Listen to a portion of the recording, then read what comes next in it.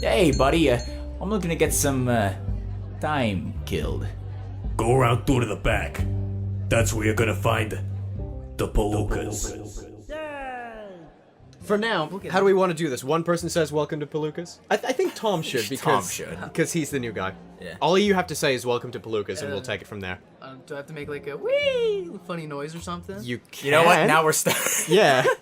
Wee! So like, welcome to Palookas. Wee! Because I know you do like a noise, right? Or No, something. that was good. That was good. That's good? I don't. Have we started? Yeah, Was that we're- your? Yeah, that's Yeah, good, now yeah. we're in. All right, Have cool. you ever watched one of my Let's Plays? That's how I always start it. You started with a Wii? Wii. Anything. Anything. Sometimes just like we'll just click record and we'll say something stupid and then I cut it there and I do the intro, whatever, fucking did whatever, music starts hitting and then we start. Shut up. This is already going to be chaotic. Welcome to this week. It's probably still 2017, but knowing my work ethic, I'm not entirely sure. My name is Tweed. I'm Big Tuna. I'm Tom. We'll just have fucking Tom. Flip gaming. It says Tom. Flip Gaming on the fucking thing Okay, next to your I'm face. Flip gaming. Yeah, next to your face, and Excellent. may I just say, Abby, she did a fucking great job with the with your picture. She's a good artist. I have not seen it yet, so. You haven't seen? I showed it to you at No, one you point. didn't. Didn't I not? No. Oh, well, it looks good. Good! You're gonna see it while we're watching this video, and you're gonna be like, Yeah, what the? Oh, okay, yeah. So speaking of not knowing one's own image, see that? That was a segue. Beep, beep, beep, beep, beep. Thank you. We're gonna spend a lot of today talking about identity. Tom, you're an interesting case for me because you are an actually successful YouTuber. At the time of this recording, you've got 17,000 fucking subscribers. That's a lot. Thanks for being my way. Thanks for coming by, Adrian. Yeah! I'm the hype man of the podcast, if you didn't know. This is bad already. Anyway, so you have 17,000 subscribers, and yet you have this sort of feeling of like purpose going forward. You wanna elaborate on that? I don't know if it's purpose. I just kind of go with the flow. I'm trying to be vague. You're trying to be vague? Yeah. Okay. So just what's your situation? My situation is, so far, I don't know what I want to do anymore, I guess, in terms of content. I started with Pokemon. Actually, the whole story is I started actually with a music channel with one of my buddies from high school. And then it was during the time where everyone and their grandmother had a gaming channel all of a sudden. It just, like, Let's Plays were, like, Minecraft, fucking Happy Wheels. So we're talking about like the 2009, 2010 11, yeah, area. even that more era. close to 11. 2011, yeah. It was like okay, all these cool. fucking music channels started having, like, you know, gaming channels and all that stuff. So I'm like, hey, let's make one. Okay. So I made one it was meant to be for both of us. And then he ended up moving. You know, we lost contact. So What a fuck ass. I just want to say, what does their name start with? Hey, you A. you definitely know who it is. I want to be vague. Andy, fuck you. Well, we just went on separate paths. Like, we just stopped talking. Yeah, Andy went on the fuck you path and left you for dead. Oh, you know, and then luckily Ken was right there Yeah? to pick me up. What can we do a quick plug? Ken, Okay. who's Ken? Ken is Wiltshire Tutorials or Wiltshire Gaming. If you ever use a PS4 controller or a PS3 controller on your computer, you've probably heard him talk before. Because that's what he's really known for, is how to hook up your PS3 controller to the PS4. Life in the PC. fucking fast lane. Yeah. So handsome, what do you do for a living? Well, you ever tried to plug in a PS3 controller to your computer, honey?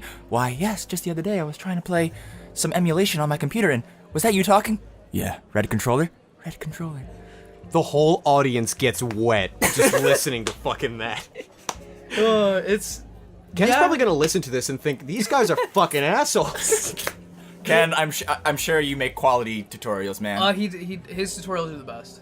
And he also does gaming of his own, He does right? gaming of his own too, yeah. Nuzlocke, which is where you fucking like this is- kill off Pokemon when you're... We don't kill them, they just kind of die on their own, you know? It's just What? You are excusing your fucking actions. No.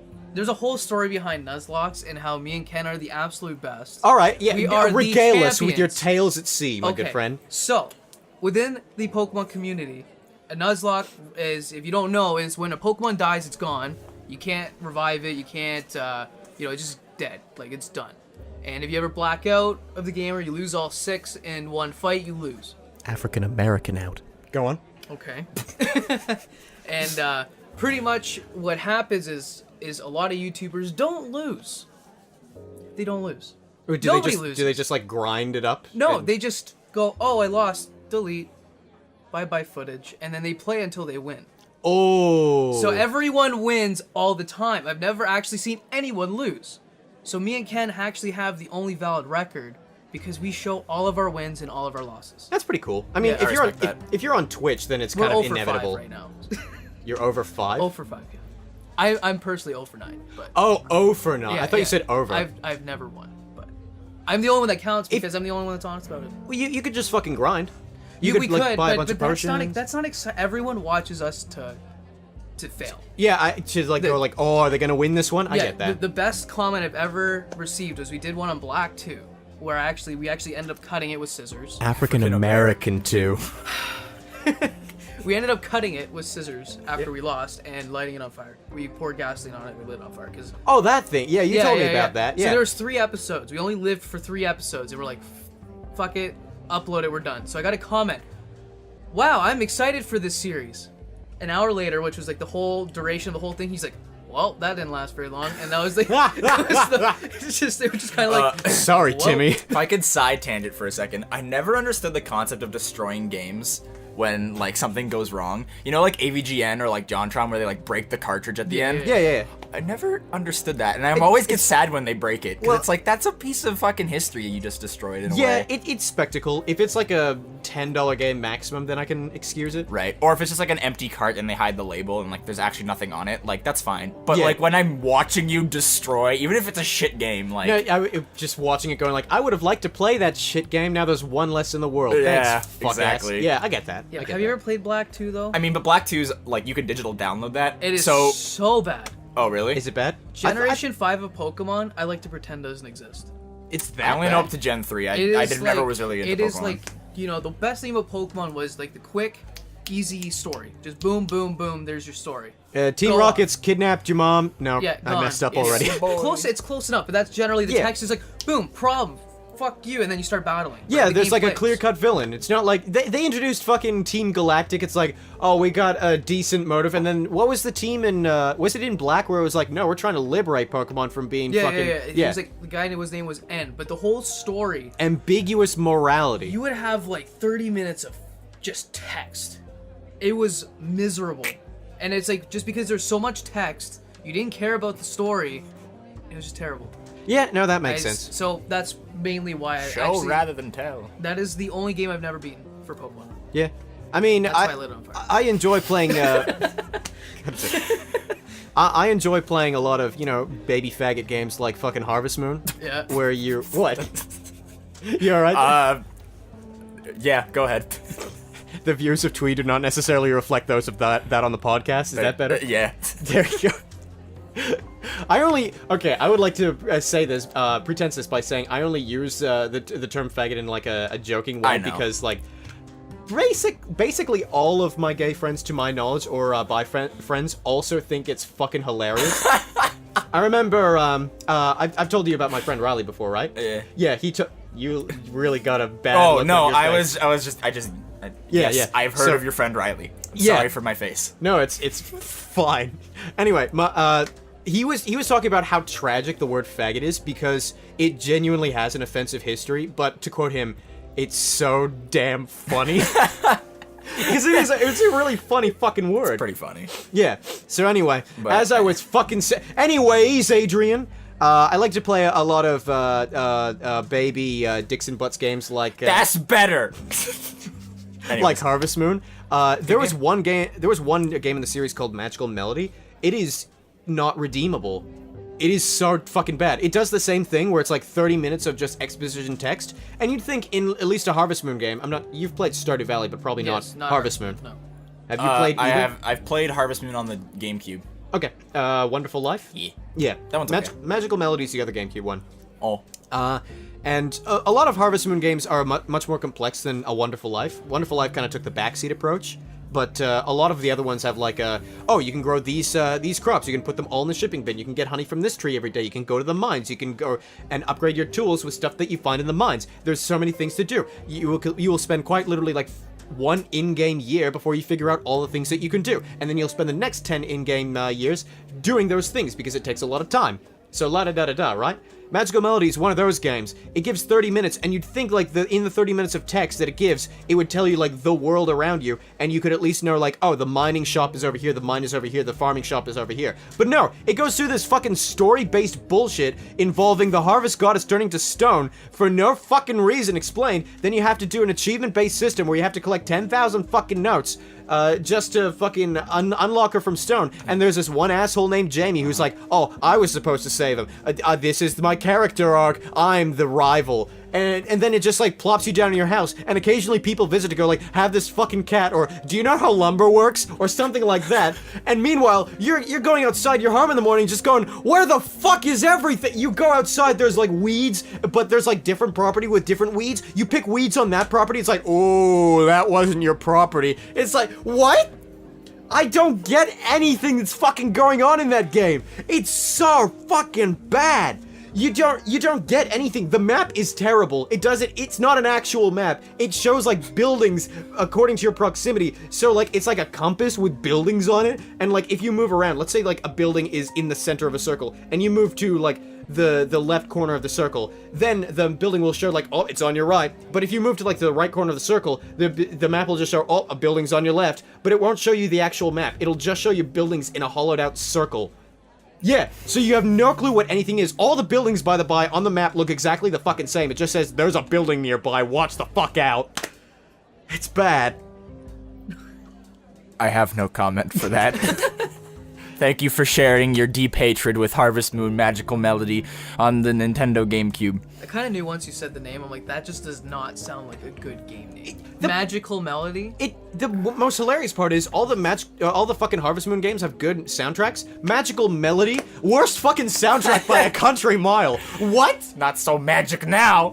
It just failed on every account. And the achievements are fucking stupid. You have to get notes, and the notes are all called different things like Moon Note, 10,000 Steps Note. Gee, I fucking wonder what that one is. An Egg Dish Note. Garbage Note. Why?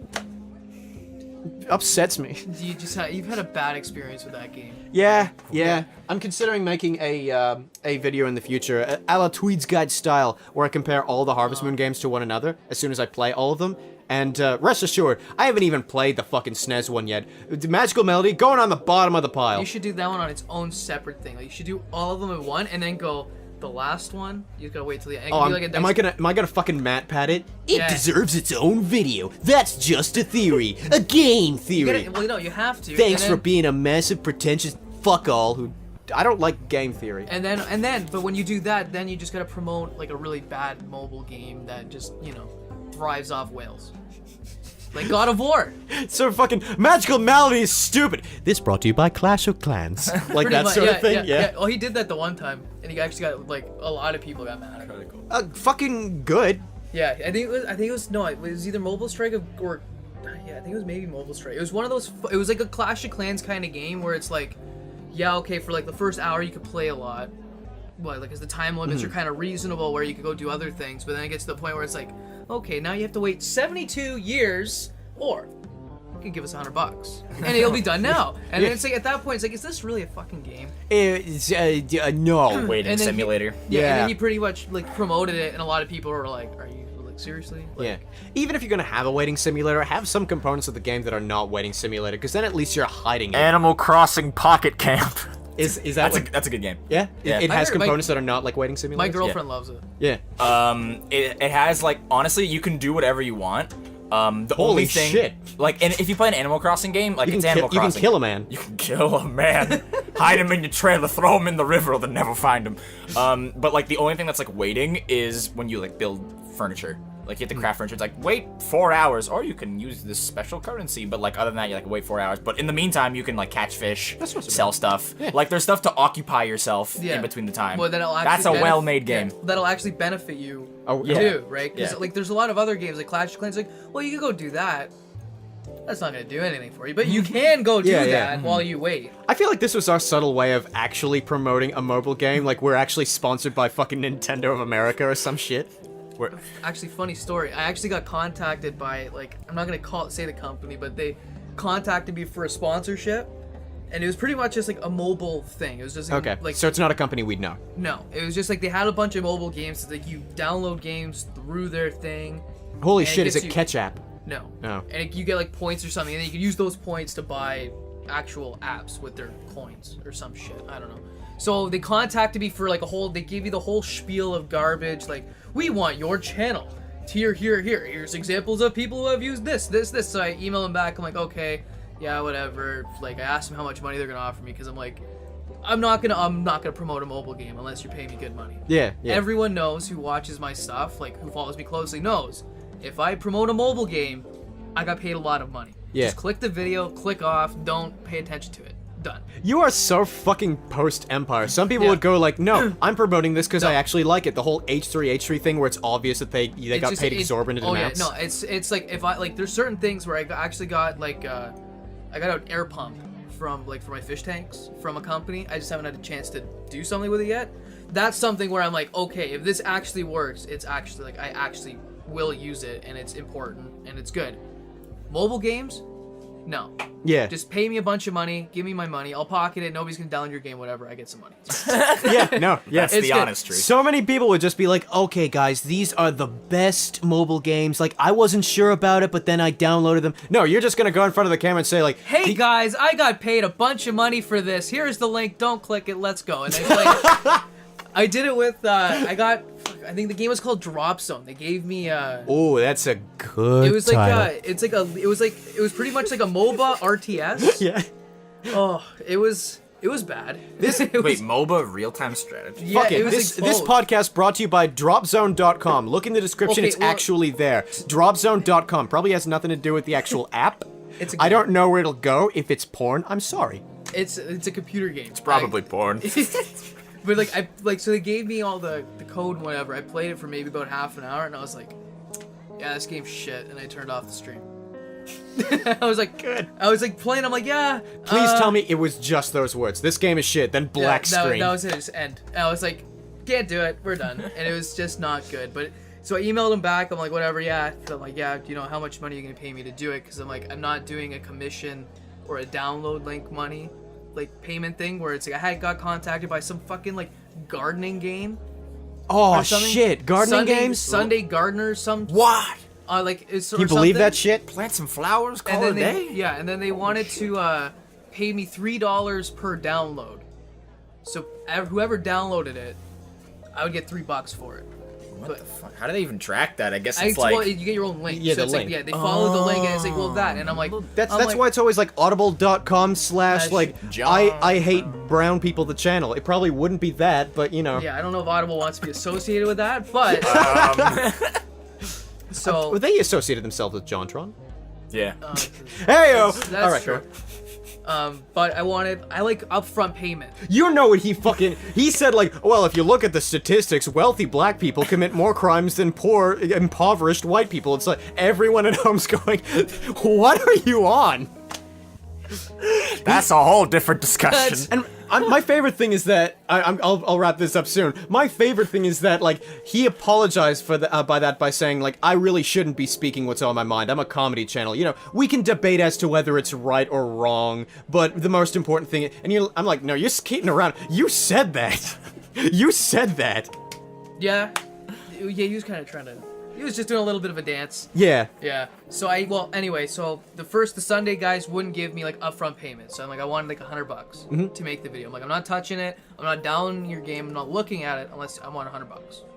And they're like, well, we can't do that because we didn't do it for anybody else. I'm like, well, then you can. Fuck off. See ya.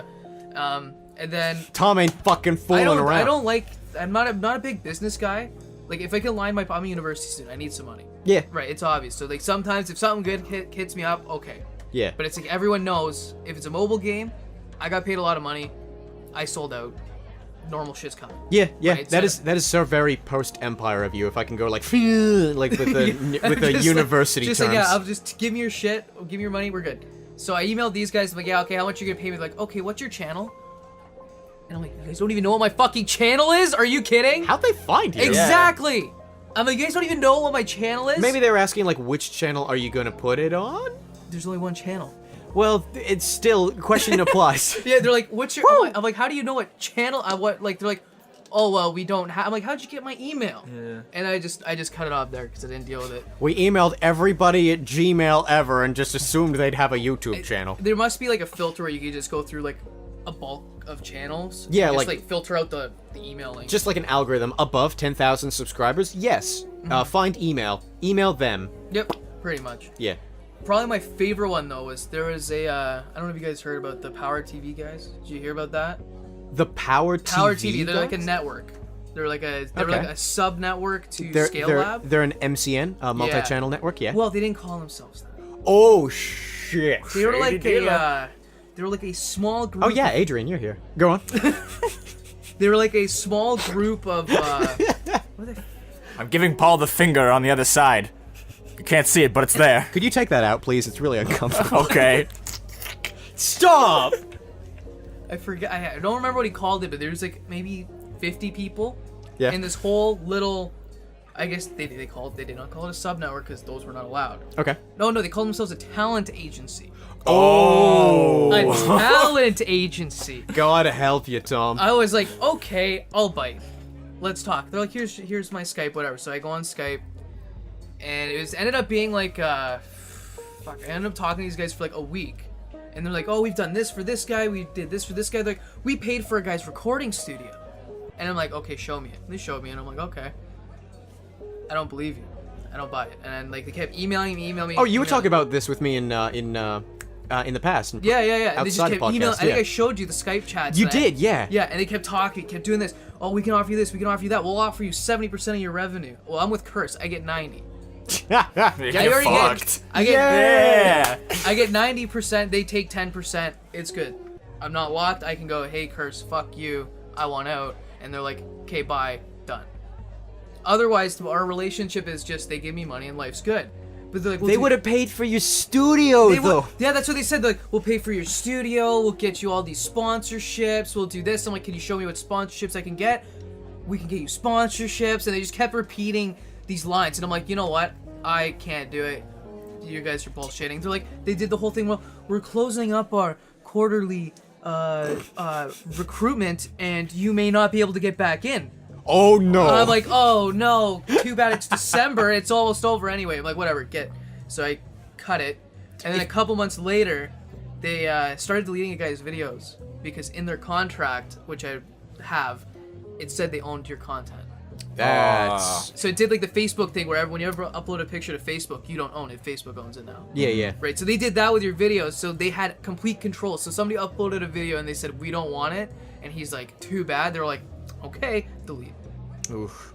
So they ended up just they kind of Shady business. Honestly, if I was a member of an MCN and like I was dealing with someone like you and I was starting to be like, oh, we're losing this one, I would have fucking doubled down. You asked what promotions can you get me? I was like, you fucking like IHOP? We'll get you a sponsorship with IHOP. Do you want coupons in the mail?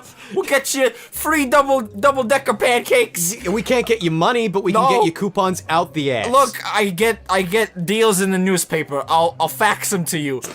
Go to your just sending fucking not even cutting out the coupons. Just, hey kid, you want newspapers? Yeah. We got sponsorships. Look. Join our MCN. Please. yeah. I don't even know. I think they're still around, but I'm not too sure. But they're just They're not exactly kings of the heap at this point. No. What a It was shame. kind of cool what they did for the one guy, but it's like with that much control. And no, I think they wanted me for 5 years too. I would have been locked in for 5 years. That's terrible. We'll pay for your studio and we'll delete your videos. Doesn't that sound like a vacation and also fucking you up the ass? It's both. Yeah, pretty much. They were a disaster. It was kind of fun to like they actually paid attention too, because I made a video like shit talking them like while I was talking, because like they gave me this contract. I read it like most people wouldn't, because it's like, oh fuck, I'm gonna get my studio paid for. Fuck yeah, I'm in. But I read it and I'm like, 5 years, no go. Yeah. Not getting locked you made in. a video shit talking. You know what? I don't think they're gonna contact you again. Oh no, they emailed.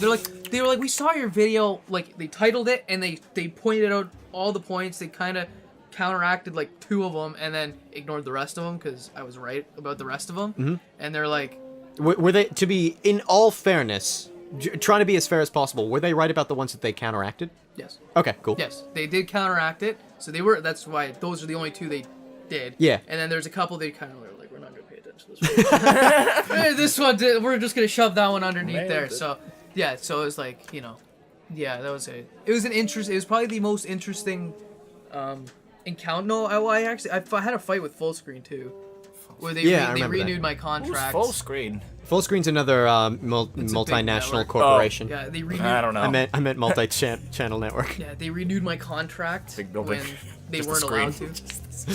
So that was great. Yeah, I think I said that was gonna happen. Yeah, I cannot say like the whole "I told you so" to you specifically a lot of the time, but I remember specifically saying like, "Oh, they're gonna fucking renew you" or something like that. yeah, I kind of felt it because the day, like, because it was at the time where I was starting to get my peak. So I was like, okay, I want out because I was only getting 70% of my revenue. They were getting 30%, but they don't do anything. Yeah. Like, to me, MCNs are like an insurance company. You have them just in case. Yeah, I was an idiot for trying to, if you recall, when I was still doing Platoon, I was considering trying to get a multinational, a multi-channel network on my side, and then I looked for several, and Curse was the only good one, and it was like 10,000 plus views, and I was like, well, shit, I'm a stupid, bad content producer, and I don't have that much yet. And then I think you were the first one to say, why do you need it? And I was like, shut up, Tom! And then like a month later, I was like, why do I need it? It's just insurance, right? Like, for gaming, it is good, because sometimes you get the odd guy who goes, like, copyright strike. And you're Oh like, yeah, shit. fuck you, Jim. Yeah, imagine his name, Jim. Yeah, but it's For like someone named it's just Jim. it's just insurance. So it's like me paying these guys 10% of what I make is like fine, whatever. It doesn't bother me. We're good. Yeah, for a small price to pay for security. Pretty much. Yeah. It's Yeah. like I just message them and I'm like, you know, somebody uploaded a video I didn't like, or I don't want up because somebody actually recorded a video while we were playing PUBG. While I was not aware that it was being recorded. Oh, that's always good. So it was like I have like a new Let's Play kind of voice where I don't swear as much. I kind of cover it up now, and I was Because like, you want to be family friendly, family friendly. You're not family friendly. Well, no, I'm not. But we'll talk about. Shut up. We'll talk about this in a bit. We'll talk about the identity. We want to talk about this. Yeah, so I kind of swapped to more of a family friendly, like just because of my future, kind of covered it up.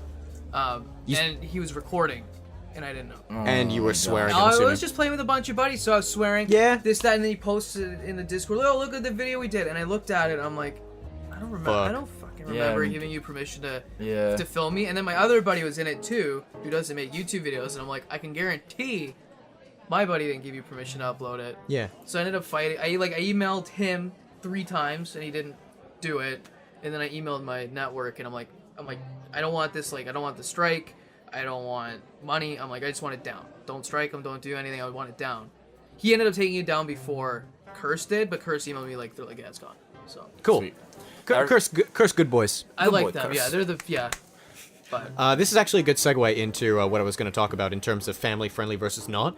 I'm really comfortable with the prospect of somebody filming me during I'm never gonna play fucking PUBG. You hear me, PUBG have fans? to. I'm never gonna play you're it. gonna play it. Maybe. You're gonna play it. But if someone were to record me playing a game, I'd feel very comfortable with that. Number one, I usually don't have the microphone enabled. But even if I did and wanted to fuck with them, and for some reason I didn't want to record it myself, I'd feel okay with someone posting some shit I'd say, because most likely I make myself actually look worse as a human being on the channel than I do in real life. I'm not exaggerating. I probably look like more of an asshole when I'm like recording things and going like, oh my god, this game fucking sucks! What? Jimmy, fucking cover my flank! You know, like that sort of shit. Yeah. Like on the channel, versus in real life, it's like, oh man, that was a good game. You know, like that sort of thing. Yeah. Yeah. So it's this is sort of the weird, like, you can't make me look as bad as I would make myself look. Yeah. At the same time, I was considering, like, what would I have to do if I wanted to make something family friendly? And I concluded I could not. You know how, like, there's 2 types of streamer personalities at the very least? An extension of your own personality, or, like, character acting. Yeah. Where we would take something like, I can't think of a better example, so fuck it, myself, is an extension of personality. Whereas something like Dr. Disrespect is a complete character act, and he's actually not like that in real life. Yeah. Oh, he's in the news today. Well, Dr. Disrespect. Dr. Well, Disrespect. let's date the video. What was he in the news for? He started a stream. He actually said he cheated on his wife, and he's taking a break. Starting today. Like, Why would you clap for that? Because that's terrible. It's bad. But he came on stream like nobody. It's kind of like conflicting. Kind of like he's getting shit on a lot, but then like a bunch of people like good for you for actually admitting it.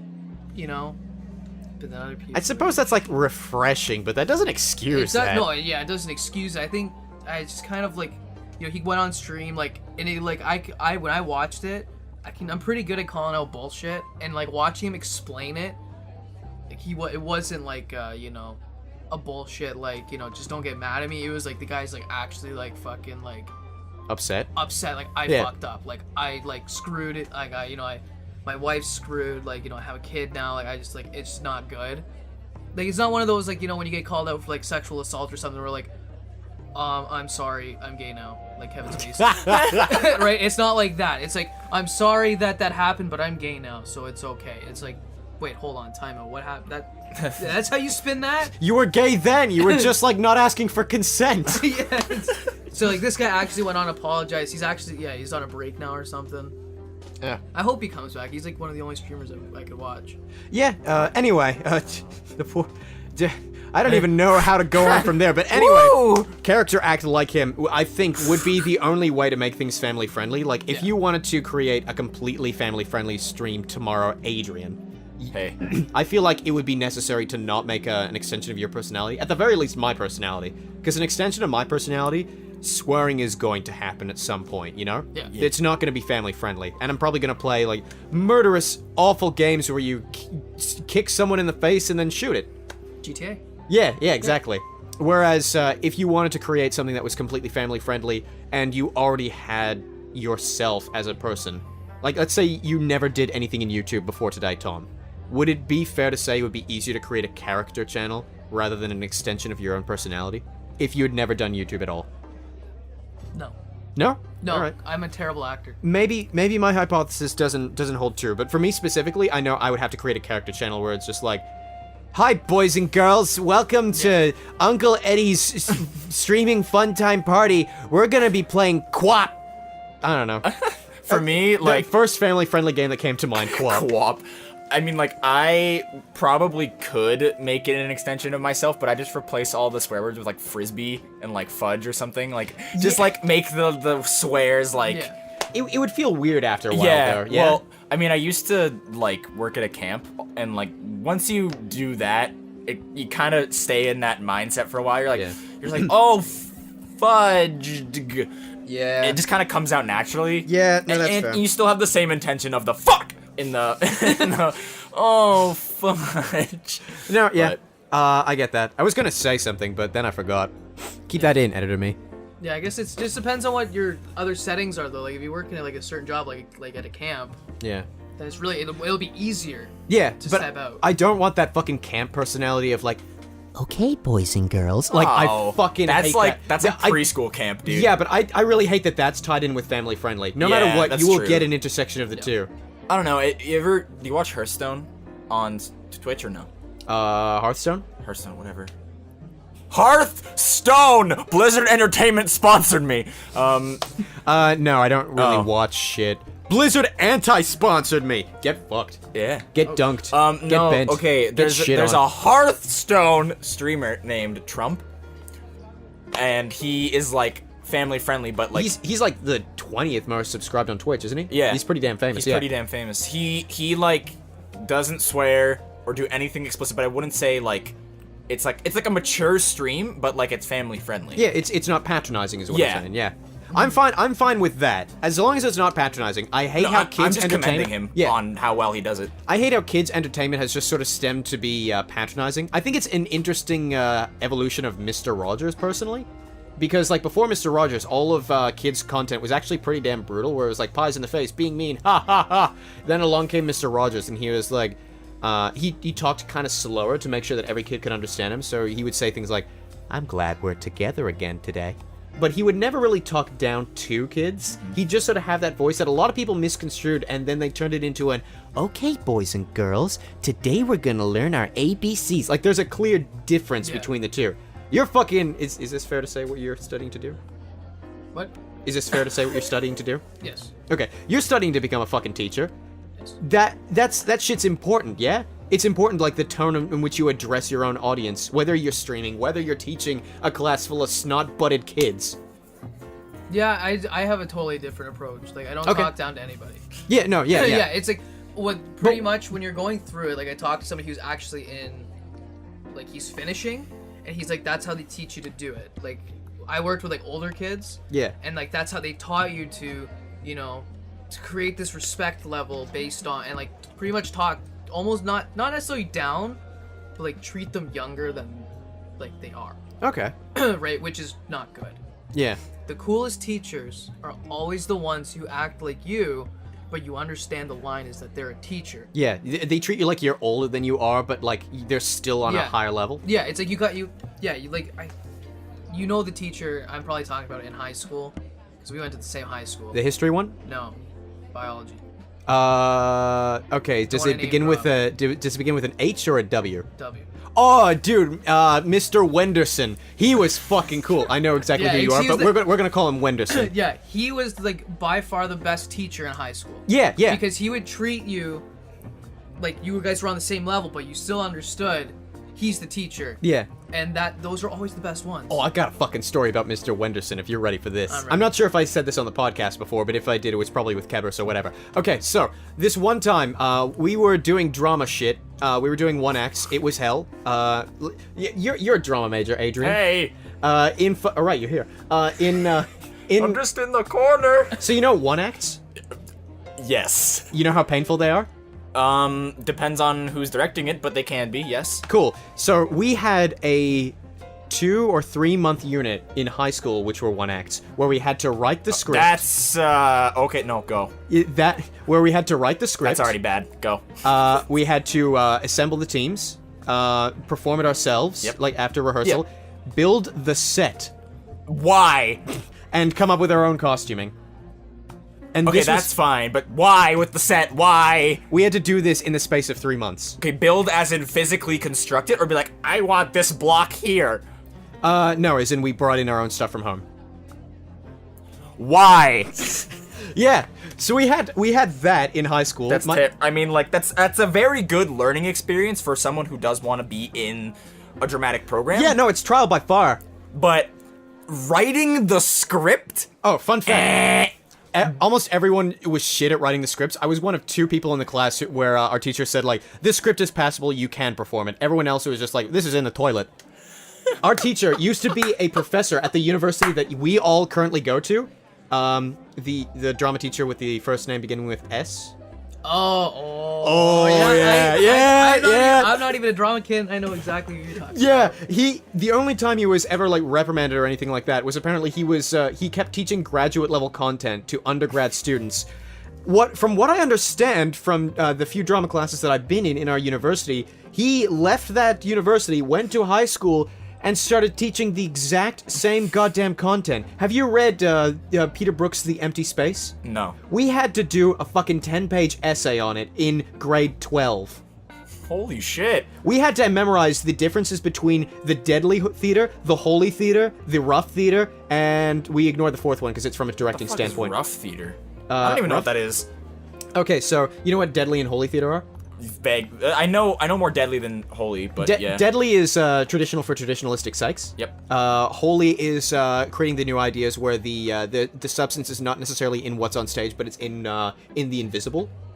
Oh, okay. Yeah, is that fair? Yes, that makes sense. Cool. Rough theater is like a weird 3rd category where the theatrical experience in of itself is not even the morals, but the theatrical experience in of itself, while not being for traditionalistic sakes, breaks into a new concept, and that new concept is something that hasn't been seen before.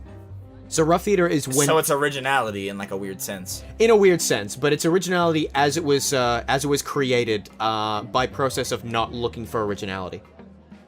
I may be butchering that. It's been about 4 years since I read Peter Brook's The Empty Space. Woo! This podcast brought to you by Peter Brook's The Empty Space. Peter Brook, he stole from black people and claimed it as his own. Real thing. Anyway, he did. He did. Don't fucking give me that face. Anyway, so we did one act. It was absolute hell because our drama teacher was hellish. We started the year with like, I'd say about 30 people in our drama class. We ended with less than 10. Perfect. Because everyone dropped out. Because it was like... University level in high school. Alright. Yeah, it was absolutely fucking insane. Fun fact, my piece was a written note to him, like my script was basically a little letter to him saying, everything you taught us, I disagree with it, fuck you. And he was like, this is good, I'm just gonna make some modifications. And by the end I was like, hey wait, he turned my complaint against him and turned it into his own. Sanderson! You know, like that sort of thing. I tried to come up with an S. I'm sorry if I blanked for a bit there. Anyway. So we did the whole 1X thing. A prop for one of them. This is the most long-winded story ever. I'm sorry I keep going on tangents in the middle of the podcast where everyone's expected to speak. One of the props was a non-alcoholic bottle of wine. Okay? And it was a full bottle of wine. Okay. And as soon as we finished the 1X, this one guy, he won't mind me fucking calling him out, Kieran, was just like, Fuck you! Yeah, I just don't want this bottle of wine, so take it. And I was like, alright, cool. So I opened it, I was like, there's wine in here. Take off the label, and I decided, because I was a little shit, and still am to an extent, I figured, what if I went to different classes and posed as if I was drinking an actual bottle of wine? I only took off the part of the label that said, like, non-alcoholic on it, so, like, the rest of it, it looked like a legitimate bottle of wine. What the fuck, dude? Why? So, I did it for several classes. One class, they were like, excuse me, what are you? And I was like, it's non-alcoholic. And they said, like, alright, there's technically nothing illegal about that, but man, am I pissed at you right now. That was one of my English teachers. Then in history class, there was this, yeah, you know which history teacher I'm talking about. The guy. Devilishly handsome, by the by. Am I right? I know exactly. Yeah. Wow. Oh boy, no, never mind. I'm gonna talk about him in a sec, because there's another story that branches off of this. He must have flipped his fucking lid at you. You'd be surprised. Did he not? If he didn't, I'll be very surprised. And then I went to Wenderson's class. He was teaching a bunch of grade 9s at the time. Oh no. I went into his class and went, hey, I just thought I'd stop by. And Mr. Wenderson, I quote, all he said was, yeah.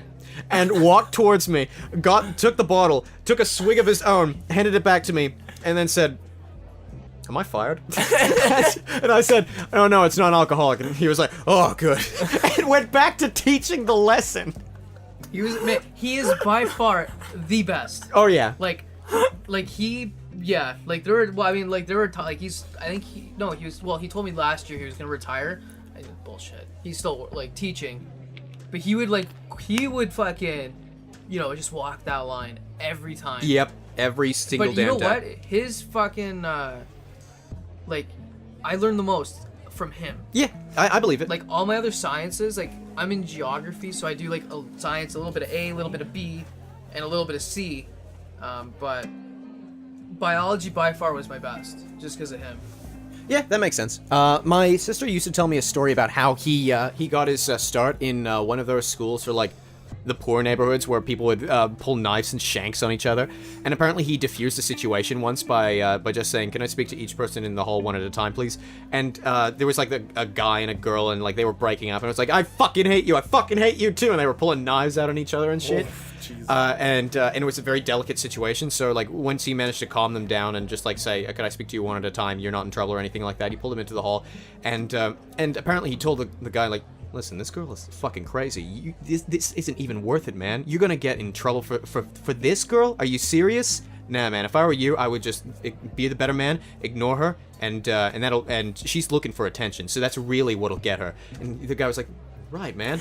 And so, went back into the classroom, got the girl, and said, listen, boys are stupid. I've seen this 100 times in schools like this. That's exactly how he would talk to you. Yeah. And he said, like, you're really gonna throw your life away for this guy? Make it at least for someone better. Listen, he's just looking for attention. If you just ignore him, then etc. etc. And they both ignored each other, never fucking suspecting a thing. He played them. Oh yeah. Congratulations. Fucking Wenderson is the best. Yourself. Yeah, he was fucking amazing. He's the best. Like, he's my favorite teacher to date. Oh yeah. Okay, getting back to my other story about the history teacher. Okay. Did I give him a name? Wasn't it Wonder? Oh no, Handsome. Sanders. No, that was the that's drama the teacher. Fuck it. Give me a last name beginning with M. Maraschino. Maraschino? That's dangerously close. No, that's not. No, that's not. I think they maraschino cherries. I don't know why. You're a turd. McGinnis. Yep, that's That's it. good. There we go. All right, so Mr. McGinnis. Glad I could help. I'm on the podcast too. Oh, hey, Adrian, how's it going? Oh, hey.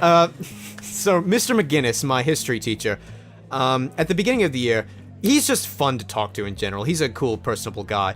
So, he said, you can bring, like, a snack into class. You know the whole high school rules, but don't bring your full lunch. And I was like, what constitutes the difference between a snack and a full lunch? And he was like, oh, you probably just taking the shit out of me with this one. Like, he was probably thinking that, so he just said, I don't know, use your best judgment. So I was like, use my best judgment, huh? So, day 1, I brought a cookie to class. I ate the cookie. It was nice. Day 2, I brought a cookie and crackers and just ate those. It was nice. And, like, I kept wanting to test the limits of what, like, wasn't and was a lunch. The problem was, I got played hardcore because I thought I was gonna get his goat. He never said a damn word every time. So I kept showing up with bigger and bigger, like, lunches just to try to see if he would, like, notice. And eventually he was showing up with, like, this fucking 4-course meal. And, like, he would not say a damn word. And he'd just keep teaching the class. And I thought, like, okay, switching my pitch up. I came in with a full bag of popcorn and nothing else. Just ate the popcorn the whole time he was teaching. Never a damn thing. Came in there with a 2-liter bottle of chocolate milk. And just started drinking the chocolate milk. And he would never fucking say a word. I came in with the bottle of wine, and he was, you know what he fucking said? You think he'd lose his shit. He looked at me, and you know him, he likes to have quips, and like, he kind of likes to stay on the upper end of the status chain with his students. He likes to always have the upper hand, and like, you know, you don't really mind it, but he does kind of talk down to students, but you feel like he earned his authority. Yeah, no, but okay. Yeah. Didn't like him. You didn't like him? I don't like him. Oh, okay. All right, well, that's fair. That's the impression I got. Anyway, Mr. McGinnis looks at me and says, like, I'm not surprised. He just looks at me for like 5 seconds after that, goes back to the blackboard and starts teaching and stuff like that. Like, he basically uses it as the butt of a joke. And then afterwards he says, I assume that's non-alcoholic. And I was like, yeah. The final day, my friend Carter and I went to a stag shop, or a sex shop, or whatever the fuck it's called, bought me a container of cherry lube, and I went to the class the next day, and I ate the cherry lube. Oh, God. It's edible, isn't it? That's fucking gross, I though. don't think so. When texture doesn't match taste, that's when it goes downhill. That's fair. And, he played me, because he didn't comment a damn word. Yeah. He may have even just thought it was strawberry jam or something like that, but I'm sitting there at the end of the class thinking, I just ate a bottle of cherry lube for nothing. You know what? I wasn't a smart kid. I was a daring kid. Don't give me that. You tried. Yeah, The yeah. effort was there. Lesson learned. Jesus, that's dedication. Thank you. I tried. Okay, let's stop talking about stupid shit. Let's go back to the topic of identity. So we already covered like the whole like family-friendly thing. You already have this sort of limbo of family-friendly, but also on my channel, you know, there's a couple of videos where like you let an F word fly. I let it slide. Yeah. So what's like the? I know you're having a little bit of a. Is it fair to say YouTube identity crisis? Maybe. Yeah. You want to talk about that, because the whole idea of identity and cultivating something is fascinating to me, and you are the only person I can think of who got what they wanted and now are unsure they wanted that in the first place. Everyone else would be like, "Oh my god, I'm quitting teaching. I'm going straight into YouTube. I'm gonna put all of my money on black." African American. What is the process for which you are thinking? I never treated YouTube like a job. That's fair. That's the thing. There's a lot of people want to do YouTube as a career. Now it's like for there's a distinction between that, because job and career are two things. If things picked up with me for YouTube, then I'd be okay with, hey Adrian, how's it going? Hey. I'd be he okay. can jump in. Yeah, you can jump in. You What? can jump in. Well, Anyway, stop it. I would be okay with treating YouTube like a job if like I suddenly realized, holy shit, I got $1,000 this month. Yeah, that only amounts to $12,000 a year, but I could probably live off of that. US. Dude. Yeah, that's true. That's US So dollars. I'd be like, okay, I'm betting all on black. YouTube is my job for now. But career, to me that implies, oh, this is going to be my job for the definitive future, and that is wrong, because it only became a viable option like 10 years ago Not at even. most. Yeah. Not even. But YouTube could it's a short spurt thing. I think a lot of people, because at our age we're very short-term thinking, right? Not to our fault, but that's just how you grow up. You start off in short-term. I agree. Yeah. And eventually we switch to long-term. I think human beings are just fundamentally bad at looking at things long-term, no matter what. Yeah, I think in one of my classes we talked about how like the brain developed, and from about 13 till about 22 or 23, you're a short-term thinker, which is why a lot of kids like to get drunk, they like to get high, they like to do all this stuff because Damn kids. We want enjoyment now. Yeah. This is and what we don't want to get off Mr. Peterson's lawn. Exactly. It's our lawn too. Damn it. Yeah, but yeah, but we want to be happy now, and we don't think about the future, right? So once YouTube starts hitting, like, and you're making a lot of money, you're like, this is it. This is what I want to do. It makes me happy. Now we're good to go. But they don't think about the fact that notoriously every YouTube channel dies, for the most part. There's a couple, like you have Smosh, Nigahiga, who's still alive. You have PewDiePie, who's still killing it. But what? No, yeah, It's just PewDiePie. it's Fucking lol. yeah, Fred's dead though. yeah. That channel, he sold that channel. Tobuscus is dead. Well, he also raped somebody. So Yeah, all right. There's... Equals 3 is dead.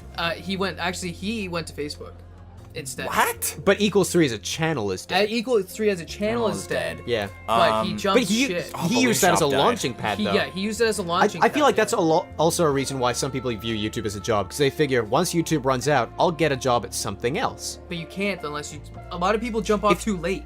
Yeah, that's fair. If you're a Let's Player, I agree. If you're something like a YouTube animator, there's going to be struggles ahead, but you are fine. I've been, Yeah. you know, use it as a career portfolio kind of thing. It's a living portfolio. yeah, yeah. Almost. But it's I mean, yeah. Egoraptor did fine. I don't even know who that is. Aaron Hansen? Game Grumps, dude. Ooh. Wow, really? He's shaking his head right now. I don't do Game Grumps, no. No, No, that but is even, that is like, fine. I don't know any of them. That's fine, No. but like even like the Awesome They- series. They did the Really? fucking sequelitis. Wow. I didn't even know JonTron was part of Game Grumps. That's how. Yeah, early years. Out of the loop, dude. was- Speaking of Game Grumps, they did the whole advertising thing right, if we're going to return to that topic. Because they did this weird... If you look at it retrospectively, you almost think, like, they were conditioning their audience. It was really weird. They began with the whole, like, saying, like, one-off jokes about, like, oh, don't mention ESPN on our show. Like, they're just going to think, oh, it's a brand deal, ha ha ha. Moving on. Complete next joke, right? That was, like, 2013 when John was still on the show. So already they're like planting the seed in your head. And then they move on to certain games where it's like Cold Stone Creamery presents Scoop It Up or something like that. And they open the episode by going like, guys, this wasn't a brand deal. I mean, I would like to get paid to play this piece of shit game. And it's like, it was a one-off joke, but it's like, I'm starting to see the cogs a-turning, right? And then later on their Super Mario Galaxy playthrough, you can see how like pedantic I am and how closely I look through this shit like I'm a conspiracy theorist. But hear me out. On their Super Mario Galaxy playthrough, like, Dan was quoted in saying, like, it's really easy to call someone a sellout when, like, you're at home living off your parents, and, like, I got medical bills, man. I don't know what to say. And, like, they're sort of excusing it before it even happens, right? They hadn't done a brand deal at this point. And then they had this whole, like, joke thing going on with Wendy's and how they really liked Wendy's. Oh, and yeah, wanted and to then get they put, like, an ad for a Wendy's burger through the entire video. Yeah, and people got so pissed. That was like a one-off sort of thing. That was It's a like, joke, oh, shit. too. It wasn't an actual brand deal. We accidentally put the code for our game into the Steam Train episode. Quick, Kevin put, I don't know, a Wendy's ad over it, and it was like a 90s Wendy's ad, so it was really clear that it was, old, that it was an old thing. And then they talked about it in a later episode, and it was like, ha ha ha, the people got angry, and it was kind of silly. Then they had this weird thing with Wendy's going forward, where they kept praising Wendy's and going like, wouldn't it be cool if we actually got product placement with Wendy's?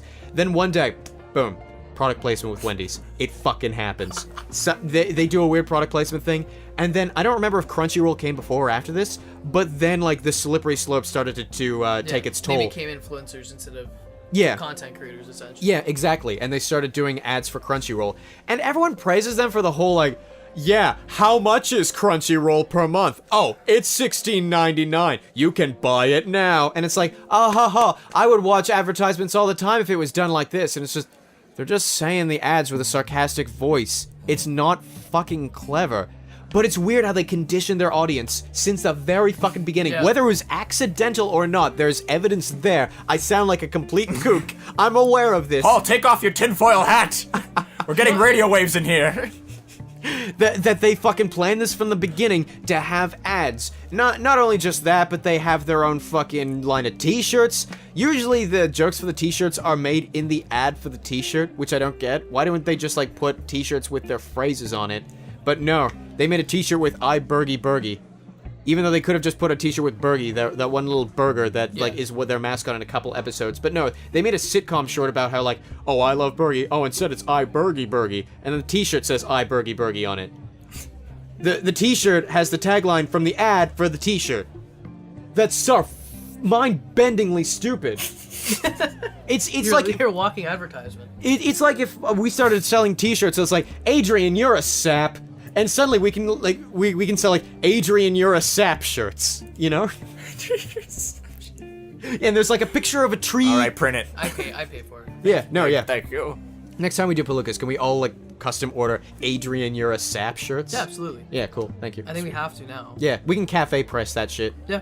Yeah, I would if I wanted to like go with the full 9 yards, I'd say like, in fact, there's a cafe press thing in the description. But then I'd just be doing what the Game Grumps did, but just like with more self-awareness, and it's not good. I don't want to buy Adrian, you're a sap shirts unless that phrase actually takes off, and then I will buy one, and it'll be the only one sold in history. Sweet. It'll be a relic. Are you high right now? Oh, dude, I'm like a plate. No. All right, cool. Yeah. You're just looking at me through half-closed eyes. Oh, I'm just a stressed out person. Oh, tell us about that. Oh, I just have an assignment due later today that I need to get done. It's mid-December. I know, I lazed out I had so a lot bad. to do today. Dude. I did it. I woke up early after a night of drinking. I did it. I woke up early. I had a little too much last night. It was kind of fun. It was kind of fun. Thursdays, am I right? Oh yeah, Thursday. Well, see, yeah. Normally I go drink on Thursday so I can behave, and I'm like, I got a podcast tomorrow. How bad? How bad can it be? Are you hungover? No, Okay. I should have. I don't think I ever have been hungover I think in my one life. time. Me neither, because I don't drink. And I do drink like occasionally, Yeah. and like when I'm like, woo! I'm like before I go to bed, like at least 3 glasses of water. And I wake up and I'm like, all right, I'm good. Yeah, pretty much. I went to bed last night. I was like gone, but I woke up and I'm like, I feel great. I woke up at like 9 or something. I went to bed at 4. Woke up at 9. I'm like, wow, I feel good. And my parents like look at me like, how are you awake? I'm like, Do we derail some sort of topic? What is your position going forward then? for YouTube, Yeah. it's bottom priority. Yeah. Like if you know something happens, it's like YouTube's gotta go. It's like, okay, see ya. Yeah. Kind of like I'm like 1 foot out the door, so I'm not necessarily leaving, and I'll bring that foot back in if something presents itself. But if nothing presents itself, I'm just gonna take my other leg in. So that's interesting to me because I'm doing like maybe the exact opposite. I'm basically doing the slowest all-in motherfuckers of all time. Like the more universities going on, the more resources I'm dedicating to streaming and YouTube Yeah. and like content creation and all that stuff. I'm still like doing school, but at this point I'm doing it half-heartedly, and everything is sort of taking a backseat to the idea of streaming and creating videos and stuff like that. And yeah, financially speaking, long-term wise, it is the stupidest decision I could make. It could pay off really big though. It could, but the most important thing I think is that there is the possibility that could happen, and I'd rather try to to become a content creator than like accept the fate and be like a clerk for the rest of my life, you know? Yeah, pretty much. Yeah, the thing that I kind of dislike about streaming is that you have to dedicate time, and you just gotta sit there for like 3 or so hours and do your thing. Yeah, but then you need to be consistent with that. You need to be playing around that time every day to gain an audience. If you're just kind of streaming randomly, you're not gonna get very far. Yeah, absolutely. And I'm the type of person who like if I don't do something creative, I get like anxiety. So like I'm starting to like turn to YouTube as like an output because I can put it out whatever I want. Yeah. I can do whatever I want. If people want to watch it, go ahead. But at the same time, I already had like this really successful channel, and then I fucking deleted it all because I was like, this is embarrassing. What was it again? Okay, think Robot Chicken sketch comedy, but with Super Lego. Smash Brothers. Oh, yeah, you talked about this. Yeah. I made like a whole 8-episode arc, and the first episode got over 500,000 views. Old school YouTube. And I was like, I don't want my friends to find this. Delete. Oh. The channel still exists. All my subscribers left, I'm pretty sure. But it was up there. I'm no bamboozle. This was a real channel. This is gonna be Go back. really, It's really deleted, weird. though. But if you still got Was the there channel. was there channel. was there a sketch involving licorice on that channel? Sounds like a fucking kettle about to pop. Was there like a sketch involving like 4 sandbags and like the sandbags were handing out licorice and then like they kept falling off the edge? Dude, it could be. It very okay. Was it like when you watch the video? Did it look like someone propped up a camera to a TV and didn't actually use like a capture device? Yeah.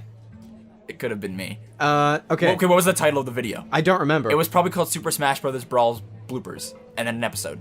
So episode 8. Holy shit! I watched. Did you watch my old videos? Oh my god! Like a decade before I knew you, Yeah, that was me, man. dude. Thanks.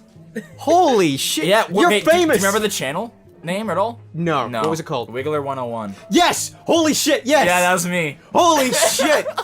Holy Hey, I have shit. a fan, a real life fan. Yeah, I used to watch them when nothing else was on, and then like Maple Table came out, and I was like, yeah, this instead, because I played Maple Story more, and it was also Good game. kind of sketch based. Yeah, That's bananas. That was you. that was me. Did you ever say like "God damn it" as a sheik? Probably. Yeah, Dude, I don't. It was literally like, it was my brain. Like, okay, this is what I would do for an episode. I turn on my TV. I turn on Super Smash Bros. It was an old CRT TV, so like the scan lines would show up, and it was Yeah. my dad's like Panasonic like digital camera. I was using like the record button on it, so the quality was ass. And I'd sit there and I'd be like, okay, what do I want to do? And then I would like, I don't know, pick Link or like another character, and it was just me, so I'd have 2 controllers and I have to operate each character. And I would literally just like spout nonsense, and I'd be like, okay, that was kind of dumb, let me do it again. And then I'd spout more nonsense, like, okay, let me refine that, do it again, do it again, do it again. And eventually it became something. Like, literally, I'm pretty sure some of the clips were like Kirby running around with like the bunny ears, and I was like, woo, I'm going fucking crazy! And then it would cut. And then like it would be like Luigi eating the spicy curry item, and he'd be like, oh no, I'm on fire! And then it would cut. Like, old, little sketch like Robot Chicken-esque. Yeah. And it took off, and I was like, at the time, I was like, wow, I did it. And, like, I didn't really care. How But- many subscribers did you get? I don't know. I looked at the numbers of the views, not the subscribers. I cared more about the views than the subscribers. Okay, views. I think the highest one was the first episode, maybe around 600,000. Good. 700,000. Golly. I remember I was like, wow, 500,000, that's insane. And then it went up more as I left it, and then one day I just blindly went tweet. I didn't even look at the numbers. Oh well. That's sad. Yeah, it's kind of sad. I wish I didn't delete them just to like watch them again and be like, I'm such a fucking idiot. But whatever. It'd be cool to go back to that channel and see if anybody actually remembers Yeah. who you are. So gonna look. from this, can I deduce that you were talking about? Oh, I'm looking into YouTube lately. Can we say that this is going to be the triumphant return of Wiggler101? No, I'm going under Big Tuna. So there's a chance. Shit. Yeah, sorry guys. But I'm definitely making content. It's in the lab right now. Holy shit. It's gonna be, because I don't like sticking to one thing, because I want to have complete creative freedom. I'm establishing from the get-go. Yes, that it's is important. literally whatever the fuck I want. If you want to stick around, go ahead. I'm mainly going to be doing something I call reviews, and reviews are going to be in quotes, Yeah. where I just talk about whatever the fuck I want. Yeah. So like sometimes it'll be an actual review of something, That's a good or model. a complete tangent. That's a good model, because when I created the idea of Tweed's Guide, the revamp of Tweed's Guide, the original one was like back in 2013, and all I did was show like guides on like how to get the most out of your video game experience, like Easter eggs and shit. That's why I called it Tweed's Guide in the first place. When I revamped it, I was like, here's like 2 different types of shows, like Tweed's Guide, Tweed Plays, fucking Tweed Extras. And now you have your first date, your whatever. Yeah. Tweed Plays is just like stream footage. Tweed's Guide, and it used to be just game footage. I didn't even know I was going to be streaming when I made the revamped Tweed's Guide. I just went to EGLX in Toronto, 2015, and people were saying like, yeah, if you're a streamer, and really that's the best thing to be right now, it's not good to be a Let's Player. And I was just going, eh. And yeah, I wised up and started streaming. It's been good for me so far. But yeah, and then Tweed's Extras was literally anything else that I want to post. And it was a good creative freedom to just be like, I'm not feeling constricted like I have to make this type Yeah. of show. So when can we expect to see your content? Oh, whoops. Okay, so I took Wiggler101 and I just made it Big Tuna TV. So I literally just changed the name, and yeah, so this is the channel now. 144 subscribers. Yeah, that's from what, 2000. When was I in elementary school? What year would I be? What year would that be? Why are you looking at me? Well, don't we're the know. same age. Yeah. Add 1 to the grade you were thinking of. So, like, in like 2009, 2009. you were in grade 8. Yeah. That was weird. Why do we do that? I don't know. I guess I just like to. We talk together so much. We kind of just do it so consciously. That's fair. Hey, Tom, how's it going? No, it's good. So, yeah, you're gonna post shit on your channel? Yeah, That's exciting. There's shit. Hey, don't look at my unlisted videos. Oh, I didn't know they were unlisted. Yeah, Excuse the fuck out of me. I gotta. I'm just because I'm releasing like a title video, and then I'm gonna put links to the 2 videos I have in there. Okay. And so it's kind of like, there you go, enjoy my 2 things. So, Okay, so you're gonna be creating stuff, and we'll be able to see that in the future. Yeah. We don't know what we're seeing from you, though, Tom. That's me. I think me and you have the same problem. We don't know what we want to do. Well, you know what you want to do on stream, but on your channel. No, on my channel, I've got good ideas for what I want to do. It's just the execution is a lot harder than the conception. I think you're facing a much bigger problem than I am, which is like a conceptual problem. Yeah, like for me, it's like I started Pokemon based. I haven't played the new one. Like I bought it, I haven't played it. I think I played like whatever me and Ken played on Let's Play. That's all I played. Before that, I didn't touch Pokemon for like 8 months. All my Wonder Trades that I released every Wednesday were pre-recorded. Like I just pre-recorded. Yeah. I sat down for 2 hours. I swapped my shirt every now and then, put on a hat sometimes, and made it look like I recorded on different days. Same fucking day. Same day. Woo! I recorded like 4 months. That's attention to detail right there. We're putting on different shirts. That's commendable. That's one reason why I made like a shirt with like my logo on it. Because then it would be So then excusable to. People wouldn't be able to tell that I did it all on one day. Yeah, no, that's Right. good. That's pretty good. So I would just do it. That was all I would do. And it's kind of like, I still want to do Pokemon, but I want to do other stuff, but I don't know what the other stuff is. Like I was doing all those like, you know, the card pack openings and stuff. People Oh. really liked it. I like card pack opening. Yeah. Sorry. No, why are you sorry for talking during a fucking podcast? No. I want you to jump in more. It's just because it's when you guys were talking about stuff I had no fucking clue for a while. So it's like when you talk about your high school, like I'm gonna jump in on that. So no. Well, you could just jump in with like, what if Mr. Sanderson also did this? Sorry, man. Rubbed you like static I'm on a not- balloon against sorry, his giant I'm not, bald head. I'm not as I don't know. It's a process, I guess, and I need to work on it. Hence why I'm doing a podcast. You were like ready to spit like a big ball of something at me. Ew. Anyway, Yeah, card pack openings are cool. I don't know. It's like you're there with the person opening the card pack. It's like that's why when people like that's why so many like stupid videos were like opening 100 loot boxes in Overwatch. It has like so many fucking Yeah, like 'cause views. people just like to People see just it. like to see it. more power to you, Tom. I hate those types of videos. I do too. Okay. I do too.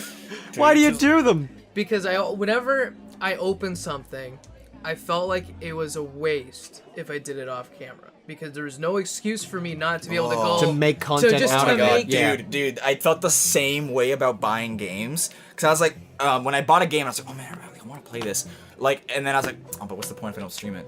Exactly. Yeah. I feel the same way about playing video games in the first place. Like, Yeah. if I'm not streaming, it's just weird. I have like fucking like Super Nintendo games that I want to play. I'm like, oh, why not just stream this? There is such an interesting symptom. So my main prof, his 5-year-old daughter, watches Let's Plays and streams, family-friendly ones. But she's developing the weird habit of talking to video games every second she plays them, no matter who's at the house, just because she's learning conditionally. Wait, what do you mean? She's like commentating while she's playing. Yes, Wow. That's incredible. that's That's a incredibly like worrying. Oh wow. Kind of scary. Yeah. Whoa, Are you? wait, Are you? well, not- okay, are- maybe I'm picking it up the wrong way. Like she's picking up the game cartridge, being like, "I love you." No, Like- no. Like she's just like talking to the game as if she's got an audience all the time when she's playing video games. Oh, okay, yeah. See, Yeah. thank you for clarification. And like, my prof has to tell her, no one's listening to you, and he's trying to be as kind about it as possible, because he doesn't want to shut her down when she's just like finding something to talk to. And it's not like it's inherently wrong to talk during video games, but if you get that wired into your head, like this is the way that video games are meant to be played, and it just sort of has some sort of implications on communication in general. Yeah, it could create some kind of social boundaries. Yeah. Actually, Yeah. funny thing, my buddy used to watch Tyler 1, or I think he still does on Twitch, he developed a lisp Really? because he listened to him talk so many times. Like, he just watched his stream so much that he started to stutter and lisp. Oh my Because Tyler won, I God. think he's got a little bit of a lisp and he stutters. That's So my buddy started to Scary, stutter dude. too because of it. That's and I so was weird. like, he's like, you just do it. And I'm like, I looked at him like, are you okay? Like, cause he Yeah. like, that's not normal. He's like, I don't want to admit it, but I've been watching like a lot of this guy's stream, like, and me and my buddies just are stuttering now. We're like, what the fuck? Like, seriously? And he's Yeah. like, yeah. I'm like, It's kind of like me with R's. Like I've had this accent for what, 5, 6? I don't fucking know. I haven't counted how much time wasn't yet. it first year university? That I first had it. Yeah. So it's been 4 years. Yeah. Okay. Since I've like consistently had it, and at this point, like whenever my parents don't like my Aussie accent, so they ask me to revert to like the old way of things. So I go back to a quote unquote North American accent. It is hard to do my R's now. Yeah, you can't do it. Yeah, because they're hard. So like you say roar. Roar. Yeah, you hear the hard R at the end. Roar. Yeah. The roar. Yeah, I say roar. roar. Yeah. Yeah, exactly. Sure. It's raw! It's fucking raw! God damn it. Yeah, it's really weird to like pick up on communication habits. I would worry more about the fucking lisp though. Yeah, oh, he got rid of it. Like, it's kind Good. of easy to get rid of it, but you just have to catch it. But he would play Oh, that would make League me so and, uncomfortable. and like Yeah. just listen to that. I was like, I- messed up. I have Tyler the, one's a League streamer? Fuck that. Yeah, He go on. used to. Yeah. I have the Canada R, where I actually like car. Like, "Arr." That's like Midwestern, yeah? Yeah. Yeah, something like that. I mean, but like, yeah, like I'd be like, oh, me and Mark are going to the car. Like, let's fuck. That was me just like speaking. me and Mark are going to the car. Eh? Like that? Yeah. Yeah. Well, like if I'm talking fast and like not really thinking about it too much, it'll come off as like that. Huh. It's weird. Yeah. Yeah, no, I'm patting his leg affectionately as I say that. I should really stop doing visual jokes on a fucking podcast. Yeah, like when you took my mug and you posed exactly as me. Yeah, no one in this podcast listening to it knows at all when that happened. All they can deduce is like at a point when Tom was talking, I did that. Yeah. And then you I used didn't to even notice. you used to shit on me in like early podcasts. Like, Adrian, they can't see what you're doing. Early podcast. This is like the third one you've been on. So the first one. It's at least the third one. Hold on. We had fish depression pills. Yep. We had the convenience store mafia. Do we have another one? This one. No, I think there's one more. I think there was one more. I don't know. We're so good at comedy, we can't remember our own episodes. Yeah. Anyway, I'll find it after we finish this episode and just go like, ah, fuck, you know, like that sort of thing. I think there was 3. I think, anyway. There's probably 3. We're so good at this. Yeah. I'm really sorry. By the by, this fucking episode, it took a painstaking amount of time to get together. What have Oh we my We've been God. planning this since what, September? Yeah. Maybe even before September. It was just like every day would be like 2 of us could make it, 1 person couldn't. Yeah. And then I think I got sick. Yeah. I was super busy, and then the one time like there was a window of opportunity, you got sick. I got And you're sick. Like, fuck. So Yeah. we just had to postpone. Well, that was the worst. Was actually when we said Friday 3 o'clock, and I'm like, yeah. The next day, woke up, my throat was on fire. I'm like, Yeah. no, we're not doing this. I went out, I bought Cold FX, and you know, I love being Canadian because I went out and I spent too. I spent $20 on the Cold FX, and I was pissed that I had to spend $20 on meds, and I kind of got in my car, and I'm like. Americans have to pay hundreds of dollars to go to the doctor. They have to actually go, should I go to the doctor? Is it worth it? When here I Yeah. can go, yeah, hey doc, I'm sick. Yeah, here's meds, Yeah, whatever. here's like some $5 First world prescription country. pills. Yeah. And then I walk out and money's still in my pocket, Yeah. and I just go home. Be thankful for what you have. I'm happy, yeah. But yeah, that took like forever. Way too, and it's the worst because we all go to the same school too. Yeah, we have no excuse. Well, We you don't- guys I'm go not to the coming same back. building. I go to my own separate shell of a building. Well, that's and I because- don't even go to the main campus. Well, that's because this university's dumb. I used to like how the university on the inside, you could get from any class to any class That's true. indoors. That's why I like that. Yeah, I really was good. so happy. Then that building came along, and not only do you have to fucking, like, go to a bus in the cold to get to the other building on campus, but also, you have to wake up an extra hour if you got an 8 a.m. class at that place. So, like, I live one bus ride away, so I can wake up at like 20 minutes before, and I can still catch it. I am super happy for you. Thank you. Shut up. Okay. Yeah, I'm just bitter about, like, When did they build if I that? ever have an 8 a.m. class at that building, I have to wake up at 6. 2 years ago. Okay. 6. 6. I have to wake up at 6 and immediately catch that bus at 6 in order to make it. That sucks. Yeah. But I mean- yeah. It's the worst. You have all your classes now. Did someone order some German sausage? Because that's the worst. Go on. Fuck off. Yeah, probably. You don't have any more classes at that camp, at that building? No, I do. Oh.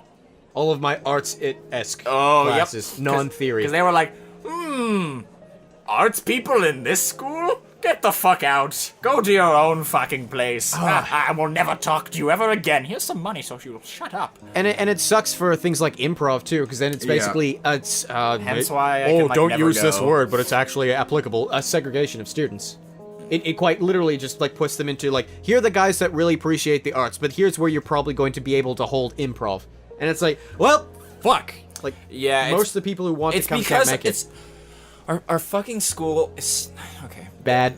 I hate our school. Bad. Yeah, I'm not the biggest fan. I hate it. I like personally. I've had a great experience, and I my am prof so happy for you, and Adrian. my profs have been great. I've loved coming here. Yeah. But Keep going. the fucking the system we The system. please.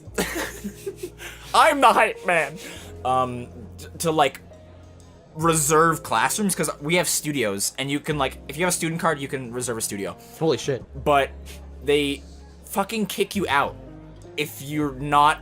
It goes like academic people who aren't even in the school but paid to use the studio, and then the students. Sure, we're trying to get some extra money, but I fucking go here. Yeah, Why no. do they get Trump over me? That's so stupid. Yeah, no, I faced the same thing when I tried to book a room at that campus. Yeah. Basically, they said, we're available, this room is available at this time. Just be aware that at any time, for any whim, other people can show up, not book ahead of time, and kick you out. Yeah. And so I went, that's not fair, and like, I'm heading a club. I need to make sure that we are consistently yeah. available at this place. So what's probably going to happen next, whatever, I can just fucking talk about that off. We don't care about the intricacies of our school at fucking Palookas. Just kidding. Let's talk about the plagiarism policy. I want this to be like the final topic before we like talk about like Plagiarism Did policy. they change it? Oh yeah, there are 3 tenets this year of the plagiarism policy that I find like absolutely unforgivable. Number 1, they added this like no, like ignorance of the rules is no excuse sort of clause, which means, let's say hypothetically, you live in a townhouse with a housemaid. Your housemate's an absolute scumbag, okay? You're in the same class, you finish your paper, you're like, oh sweet, I'm gonna go to the washroom. You go to the washroom. While you're in the washroom, your scumbag housemate goes to your computer, takes a copy of your paper, right? Okay? Yeah. Prints it off themselves, and submits it to the class the next day. Now, pop quiz. Who is taking the blame for that? Both are gonna Both take of it. you, yes. If you had no knowledge that your housemate does that, you are equally as fucked as your housemate Holy shit. if your housemate pleads guilty to plagiarism. Because of negligence.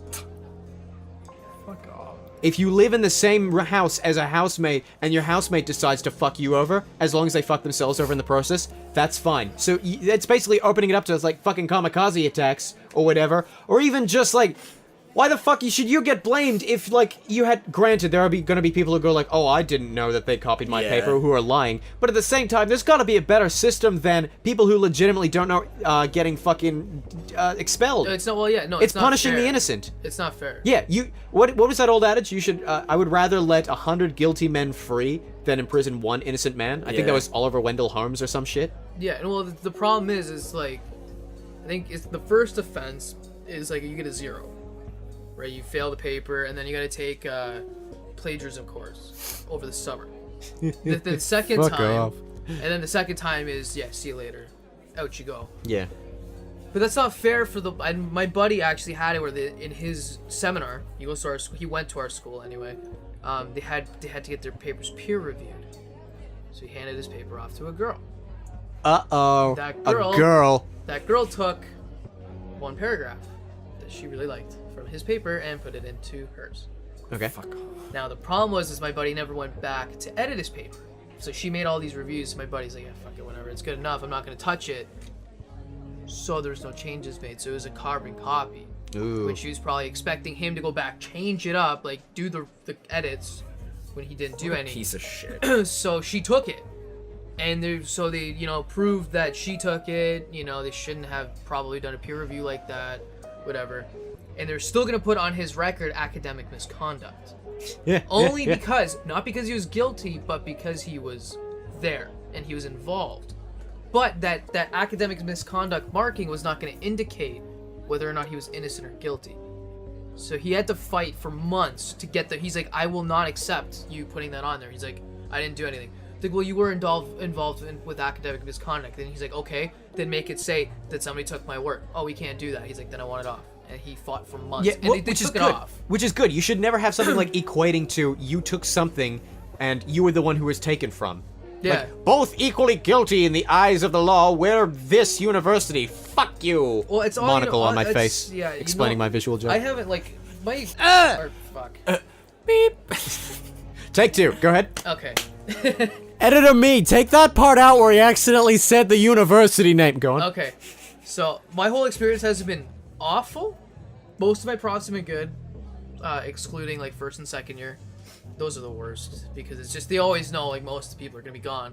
Once, like, I got to third year, it was great. Like, my profs were great, but it's, like, it's more of the, this credit is too similar to one of your other ones, so it no longer counts. Ooh, that's not cool. Excuse me? Oh, yeah, we put a thing up there, like, right after you applied for that class that said it was too similar, it wouldn't count.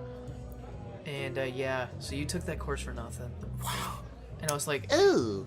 Thanks. Take more of my money while you're at yeah, it. and I was like, why would I pay? I'm like, for, well, one, they're not similar, they're about two totally different topics.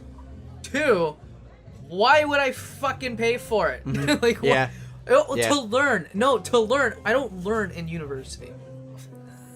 We don't learn. What? No, yeah, no, go ahead. You don't learn. You learn through super search, through papers. Yeah. And through writing your own. You learn to self-learning. fucking. You learn to fucking regurgitate is what you learn to do. Yeah. You learn to. It's not about being smart. It's basically being able to say this guy was smart and he said this, therefore my opinion's right because it also references a previous smart opinion.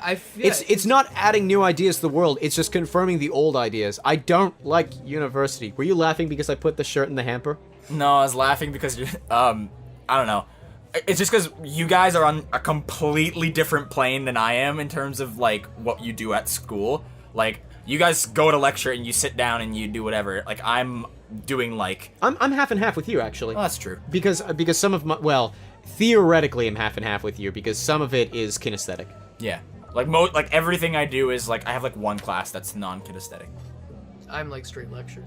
Yeah, I'm Yeah. mostly And- lecture. Yeah, I've learned a lot. I've learned nothing. Yeah, because you learn through kinesthetics. Because maybe theory is bad. Theory's don't- not bad. It's It just- is. It's like Fuck you. It's only bad if you don't like add in something like hands-on. And our university doesn't. Fuck no, you. Exactly. They don't. That's the problem. It's like that's why I always say college kids are always more useful after graduating. If me and a college kid graduated, Yeah, give me some in my college field, kids. I'll yeah, do 'em. in the field. That college kid, Yeah. better. Yeah. No, they're better. They know exactly what they're doing. I don't know what I'm doing. Yeah, I know on paper in the textbook. I'm like, yes, that. Okay, now do it. What? Throw the textbook at Yeah, it. It's not fucking- why didn't it do it? Like, the They- guy actually knows how to do it. They tried to do that in my fucking program because I've gone on record many times saying my program's about making games. I'm not shy about that. Find me, internet. Fucking the way that the courses were taught is the worst thing ever. In first year, like relating to game making, it's like, what is a game? What is interactive text? And like we're looking at the nature of like the internet when it transformed from like pages to hyperlinks, and it was like, okay, a philosophical approach to games. Maybe this will apply in second year and stuff like that. And we're just getting the ball rolling, right? This is like easing people into the course. I can dig it. Second year, ludic terms. So we're like learning about the theory of games. So it's like we're learning about ludonarrative stuff where like the fucking game and the narrative coexist. Game chemistry, terms like burnout. And you're like, okay, I guess it's good to have a working knowledge of the theory of games. Year 3, make a game. You gonna teach us how to code or... No, you got Google. Pretty much. How? How? What thought process went into that? And apparently they changed it from more theory to make a game because fourth year was too hard because they just said make a game.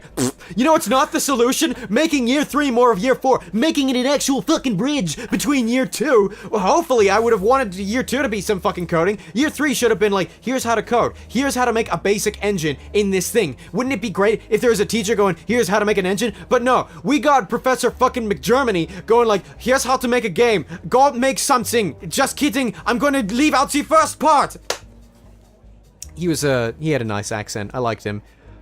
But man, he couldn't teach. He was like a coder who was just basically saying, I'm gonna mark the stuff that you present to me. So, as a consequence, more than half of our class was on the narrative team, and we had one coder. You know who that one coder was? The guy who knew how to code before university. Yeah, probably. We had one artist. The guy who knew how to 3D model before university. So it was like a collective thing, like the whole class had to work together. Yes. Okay, that's kind of cool. In theory, maybe. In practice. You guys just got lucky. You had one guy who knew how to do art. Yeah. And one guy who knew how to code. And they were basically 75% of the game making. The rest of us, like, were responsible for level design and managing the GDD and the story. But, like, oh, and my personal favorite, production. Basically, the guy was like, hey, are you doing your job? Hey, are you doing your job? I'm learning so much about how to make games. Yeah. And Are there any loot boxes in these games? I want a loot box. we missed the train on that, I'm afraid. You would be surprised to learn that our shitty 2D Limbo clone didn't have loot boxes in them. It didn't. No. Microtransactions. How No. am I supposed to DLC? make No. money if you don't have a loot box? You know how much I would have had to pay you guys in real life to make that game? We're not looking to make money, dude. If we were looking to make money, we'd actually, like, learn skills that would benefit us to get jobs in the fucking real world. We'd know how to make loot boxes. So pretty much what you're telling me is that once you get your degree, you have to go back and learn how to code by yourself. Yeah, we'd all have to go fucking to Sheridan and go take the game coding course, because we realized how fucking, I was about to say a bad word, screwed we got at fucking university, because it only taught us, like, theoretically how to make a game. yeah, that's all when the it fucking is. pamphlet says, like, boasts, hey, you'll learn how to make a game. Not actually, but you'll fucking learn what ludonarrative dissonance is. I'm jacking off. It's bullshit. Well, what would make more sense is if year 3 was all coding. Yeah, no, yeah. If year 3 was all coding, and then year 4 4 was is make a game. make the game. Yeah.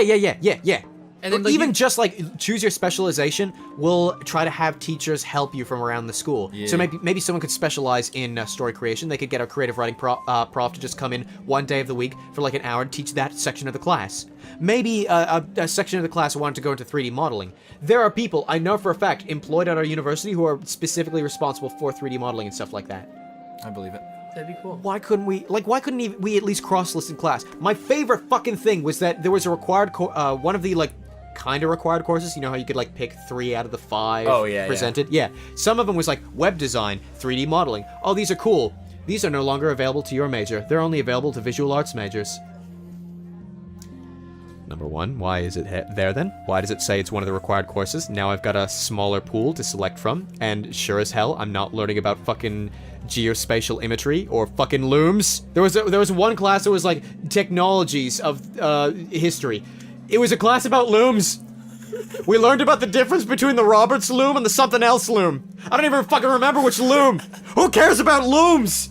They're things to weave. It was like First, wool. Second, rock. in the course Third. in the course description. Computer. It was like, yeah, computers and the internet have been very useful in history. We'll take No a look shit! We'll take a look at how they apply in our world. And it was like, The Roberts loom was a very good addition of its time because it weaved wool differently. and it's like, Jesus Christ. That same prof also argued that, like, oh yeah, this loom was way more important than the fucking VGA cable because we got HDMI now. The VGA cable lasted about 3 years longer than that one loom did, circulated in society. And she also thought that Benjamin Franklin was a president. How did she get employed? Like, it's hard to become a professor, so respect where respect's due. I'm sure she worked very hard. He's got PhDs. Yeah, Benjamin Franklin worked hard too to be a president. So here's my stance on profs. Yeah, I do not consider profs teachers.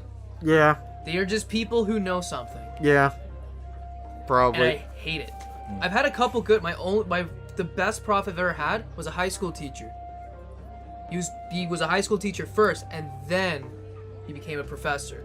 The best professor I ever had was an IT guy from the fucking Bahamas. That's that same teacher who had that kid who's like, oh, she's talking as she watches Let's Plays now. He's technically not a professor. He's only an instructor. He can't be called professor. I call him professor. Why? Because he's fucking earned his title. Is that he fair could, to he say? could Yeah. teach. Like he could actually Yeah, teach. no, he was fucking amazing. We did a prototyping class. He tried to squeeze as much coding in there as possible. He also taught us about terms like MRE and MRI, which is like minimum required elements and MRC, most restrictive case. And like MRE, minimum required elements, is like what is the minimum amount of stuff that you need to make a game? Like what do you need to make this game? Most restrictive case is like at what point is this game shippable? And those are like actually good theoretical points because it makes you think of like what are the assets that I need to create this game? Like write down, oh, I need to code the main engine. I need to code how this thing works. I need to code how this thing's work. I need the sound assets and the art assets, which could be broken down to these categories. You're actually thinking about what you need to create games. Contrast that with like Burnout is a term where you're using a thing in a video game and you don't want to use it anymore because it's not as handy as you thought it was in the first place.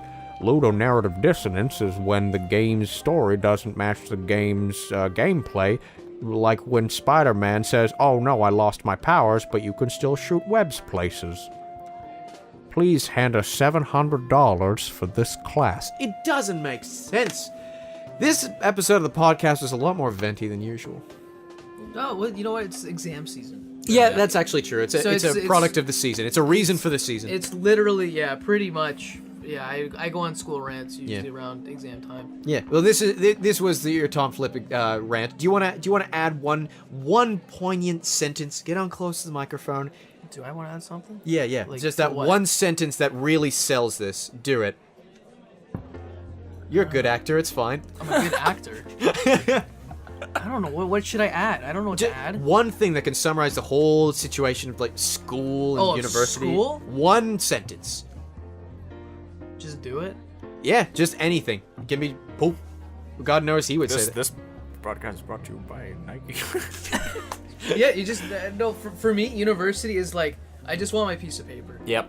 Yeah. That's I'm- it. It's like, I just want the I want to learn. I've stopped caring. Yeah, it's like I haven't learned anything. My profs have told me I don't remember it. I remember it for the exam and then And the experiences. Like, there are certain things that happen to you because of the connections you made in university. Like, fucking improv. I'm glad for that. That one professor that I keep fucking mentioning from the Bahamas. I've got him on cell phone now. I'm really happy to have him as a connection because he may actually be a connection to the industry. Like, Yeah. you live for the experiences. I'm not entirely sure if the experiences happen inside the classroom and your They teacher's don't, going no. like, Aristotle learned that... Yeah, fucking yeah, Aristotle. no, school, university is like, unfortunately, they don't do it right. I mean, we don't do elementary school right either. It's just a fucking factory. It doesn't work. Do you think individualized learning is the key to the future? I do. Maybe not. Maybe I not. agree with Maybe Paul. not individualized. Because if we had to take it from the other side, where that's gonna cost a lot of money. Yeah, that's fair. But specialized? maybe? Specialized. Yeah. I think it shouldn't be broad. Shouldn't be like realistically, individual's the best. Yeah. Not realistic. There's too many people. That is fair. So, like, it shouldn't be as conformative. It should not. Yeah. It should, instead of teaching like this, we should be teaching. Where his hands are out, My hands are out, and then we should bring it kind of more in the middle, where his hands are in. So it's we gotta divide everyone up. Classes right? of like 10, 12 instead of Yeah. 24, 30. I went Oh, to they a go really... to 32 now. I went to a Yeah. dinky little or primary school where it was like 60 students, K to 5. So each class had 10 people in it, and they had split classes, which I found really cool because I found it more stimulating to be taught alongside the grade 5s No. and trying to learn the grade 5 content. You can fucking shake your head all day, but I like that shit. No, it's like that shit. No, it's somebody loses. Well, it wasn't In a me, split son. Boom. The split classes suck. They're terrible. They don't work. But they could. No. But they did. Worked for him. When I was. Yeah. Wait, if it's a dinky little place where like, ow, each grade is like 6 people. If it's tiny, Yeah. yes. Okay, cool. If we talk standard classroom, like Yeah, that's fair. That is it's fair. like when you have like 32 people and you split up the grades, one of those grades is losing, and sometimes teachers don't pick the right one. Usually, if you're gonna be in a split class, you're gonna probably want to teach the higher. the higher. Yeah. But there's some that I've seen that teach the lower grades. They prioritize the lower grades over the upper grades. So then when the grades higher go up to, like, let's say you're in a grade 7, 8 split class, you go up to grade 9, you're screwed. You don't remember half the stuff. Sometimes they do it right. Oh god, I bumped the but thing. I know when I was involved with some stuff, they didn't Some teach stuff. some stuff. They didn't teach properly. It wasn't taught properly. Lessons were cut like way short. Like there was not enough time, you know, to teach everyone in the class, right? You're just kind of like, you guys do this, you guys do that. I can't really do much because if I talk, you know, to these guys and I'm ignoring these guys, then they get bored, they start talking. It doesn't work. Yeah. Speaking of not enough time, we've been talking for too long, man. It's been almost like 2 hours. Yeah. Yeah. Very close. This is already the longest Palookas episode in history. We made history. Yeah.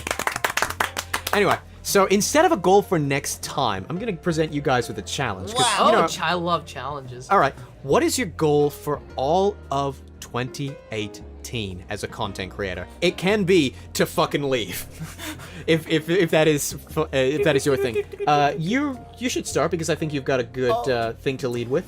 For 2018 in content creation, I think I would like to start leaning into the microphone. I like to lean back a lot. I'm sorry. I'm bad for that. I do this. Yeah. I play games and my mic's like up here. Definitely start with YouTube. Yeah. Do what I want to do. I already have 2 videos in the cooker. Do you want me to put the channel for your upcoming, or the link for your upcoming channel in the description? That's so sweet. Yes, Yeah, if you want. Cool. Sure. All right, everybody. By this time, he's probably hasn't published anything, but Hey! fuck it. You don't know that. It'll be like a week from now. Oh, No, okay. He has his Super Smash Brothers. Yeah, whoa. videos. Super We Smash was Brothers, there. bro. Wiggler101. We've already done this. You are a fan, Tweed. Don't even lie. So yeah, we're gonna put it in the description. Go look that up. Anything else for 2018, or is that just like? In terms of content creation specifically? Yeah, like maybe something will happen in June of 2018, and you'll be like, oh, I'll start doing this, but you can't see it now. But just in general, it's start YouTube as well. Yeah. I think I need to stop trying so hard with Twitch and just do and like take my own pace with it, because right now it's like I really want to do Twitch, but like I don't have the time. That's fair. And that makes me sad because I want to do Twitch. That's fair. So I think I might take Twitch like here and there, like maybe not all the time, like whenever, like I don't know, I have like 2 or 3 hours I want to kill. But I think I'm gonna be more YouTube oriented. Makes sense. I think I have to accept my fate on that. Tom? I guess for me is to either find a new form of content that'll hit, Like a direction? like a direction. Yeah, kind of like, you know, I was playing the field, like, you know, I had a couple random hits over the summer that I just randomly did, and it was just like, boom, views, and I'm like, cool, I'm never doing that again, and you just kind of leave. So I want to try to find something that'll, you know, get viewership, but everyone enjoys. So I don't want to lose. It's like if I'm gonna lose the people I already have, I'm just gonna quit. Okay. So I want to find something that my regular viewers will watch, and I'll continue with it. Okay, Which that makes is sense. kind of why I like my fish videos, because a lot of them seem to enjoy it, so I keep doing it. Okay, But if I'm just gonna lose everybody, then I'm just gonna quit. that makes sense. You know, YouTube's fun. If you ever tip for starting YouTube, don't start it chasing the money. Money ruins it. That's fair. That is entirely fair. The money ruins it. Well, it's shit anyway. When it's good, it's good. Once it goes to shit, you're like, wow, this sucks. Why are you looking at me so intently? Because I thought you were gonna say something. Oh, am I? Wouldn't it be great if I heard that on the podcast? But instead it was just, I said I thought you were gonna say something. oh, I am. Tell us what it is, Tweed's guide. So my goal for 2018 Yeah. probably is to create more. Bad RPG Maker. No. Stardew Valley. Stardew Valley would be cool. I love Stardew Valley. I put too much emphasis, I think, this year, number one, on priorities that didn't matter outside of content creation. That's right, I'm slowly doing the all in, motherfuckers. As well, I want to try to create more Tweed's Guide videos, because I feel like, number one, the name on Twitch won't make sense if I'm not known for the show. Because Tweed's Guide is just like, what, is this a walkthrough channel on Twitch? I hate that.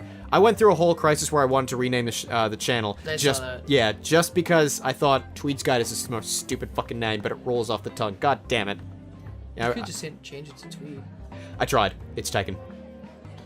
Including 2 E's. Including Tweed with a thing on the end of it. Somebody took Flip Gaming and I still got it. They gave it to me. Oh, so I should just message Tweed? Yeah, you can message. I know, I didn't message anybody. Like on YouTube, my URL is Flip Gaming. Oh, I see. But yeah, somebody no, actually, I meant on Twitch. It's harder to get a thing on Twitch. You could ask. Yeah, somebody had Flip Gaming on YouTube, and then all of a sudden one day I had the URL. Cool.